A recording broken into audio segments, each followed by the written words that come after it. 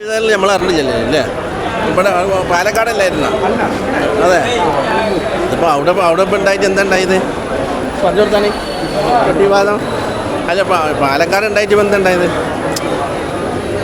അതൊക്കെ അതേമാതിരി തള്ളി പോകും ജനങ്ങൾ. അതൊന്നും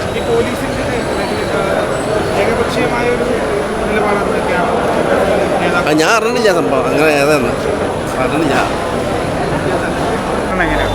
പെട്ടി മാത്രമല്ല, ഇനി അങ്ങനെ പലതും ഈ തെരഞ്ഞെടുപ്പ് ഫീൽഡിൽ വരാൻ പോവുകയാണ്.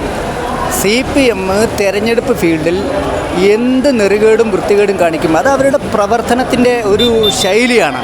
ഇത് പുത്തിരിയൊന്നല്ല. ഇപ്പം പെട്ടി നാളെകളിൽ അവരെന്ത് ആയുധം കയ്യിലെടുക്കുമെന്ന് മാത്രം നോക്കിയാൽ മതി. അതുകൊണ്ട് UDFൻ്റെ പ്രവർത്തകർ ജാഗ്രത എന്നാണ് അതിനെ സംബന്ധിച്ച് പറയാനുള്ളത്. തെരഞ്ഞെടുപ്പിൽ യാതൊരു ദയാദാക്ഷിണ്യവും മനുഷ്യത്വം ഇല്ലാത്ത ക്യാമ്പയിനാണ് മാർക്സിസ്റ്റ് പാർട്ടി എക്കാലത്തും കൊടുത്തിട്ടുള്ളത്. അത് പ്രത്യേകിച്ച് ഇവിടെ കൂടുതൽ ശക്തി പ്രാപിച്ച് ഉണ്ടാവും.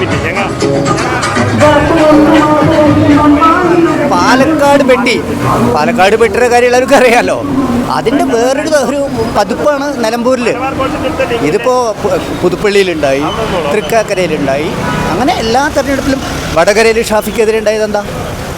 അപ്പോൾ അങ്ങനെ പലതും നമ്മൾ പ്രതീക്ഷിക്കാം. അതിനൊക്കെ ഫേസ് ചെയ്യാൻ തയ്യാറായിട്ട് ഓരോ കോൺഗ്രസിൻ്റെയും പ്രത്യേകിച്ച് UDFൻ്റെ പ്രവർത്തകർ ജാഗരൂകരാകണം. അവരുടെ ആവനാഴിയിൽ എന്ത് വൾഗർ വെപ്പണും അവർ സൂക്ഷിച്ച് വെച്ചിട്ടുണ്ട്. അത് എപ്പോൾ പ്രയോഗിക്കുന്നു മാത്രം നോക്കിയാൽ മതി.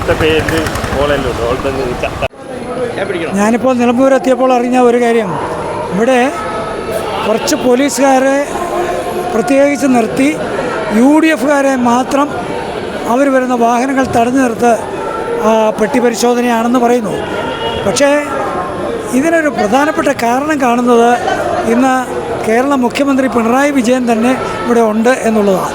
അദ്ദേഹത്തിൻ്റെ ശൈലി അനുസരിച്ച് അദ്ദേഹം ഇവിടെ വന്നതിൻ്റെ ഒരു പ്രധാനപ്പെട്ട ഉദ്ദേശം ഇവിടെ തെരഞ്ഞെടുപ്പ് പ്രചരണമല്ല, അതിനേക്കാൾ കൂടുതലായിട്ട് ഉദ്യോഗസ്ഥന്മാരെയൊക്കെ ഒന്ന് തിരിച്ചെടുക്കുക എന്നുള്ളതാണ്. അത് പോലീസുകാരുണ്ട്, ആഭ്യന്തരമുണ്ടല്ലോ, പോലീസുകാരുൾപ്പെടെ ഉദ്യോഗസ്ഥന്മാരുടെ ലെവലിൽ പിടിച്ച് അവരെ മാറ്റി നിർത്തി അവരെ കൊണ്ട് ഏതെങ്കിലും തരത്തിൽ ഒരിക്കലും തെരഞ്ഞെടുപ്പ് പ്രചരണത്തിന് ഇറങ്ങാൻ ബാധ്യതയില്ലാത്ത അല്ലെങ്കിൽ അതിന് പാടില്ലാത്ത ആളുകളെ അവരുടെ ജോലി വിട്ടേച്ച് ഈ രീതിയിൽ പോകാനായിട്ട് നിർബന്ധിച്ചുകൊണ്ടിരിക്കുക.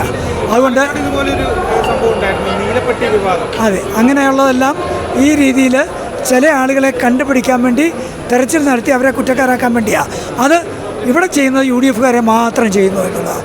പാലക്കാടും അതായിരുന്നു ചെയ്തതെന്നാണ് മനസ്സിലാകുന്നത്.